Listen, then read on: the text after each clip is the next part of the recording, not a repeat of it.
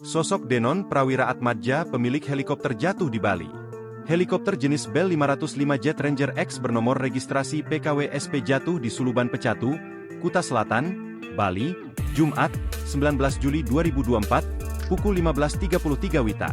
Pesawat tersebut mengangkut 5 orang, termasuk 1 pilot dan 4 penumpang. Kepala Bagian Kerjasama Internasional, Humas dan Umum Direktorat Jenderal Perhubungan Udara Kemenhub Muhammad Husnu mengatakan, helikopter itu terjatuh karena terlilit tali layangan. Sejumlah video yang tersebar di grup aplikasi bertukar pesan WhatsApp juga memperlihatkan adanya senar layang-layang yang tersangkut di baling-baling helikopter tersebut. Lantas siapakah sosok Denon? Denon Beriklinski Prawiraatmadja, pria 51 tahun, sekaligus Presiden Direktur PT Witeski Aviation.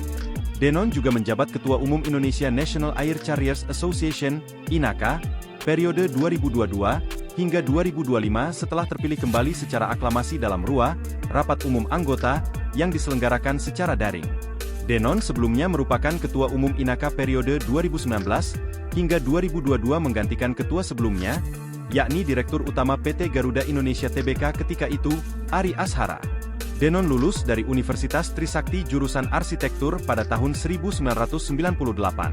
Selain itu, beliau juga mendalami ilmu manajemen helikopter di Amerika Serikat.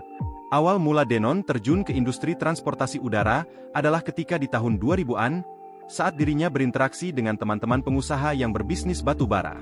Dia mendengar cerita teman-temannya sering mengalami kesulitan perjalanan darat saat melakukan kunjungan ke tambang mereka.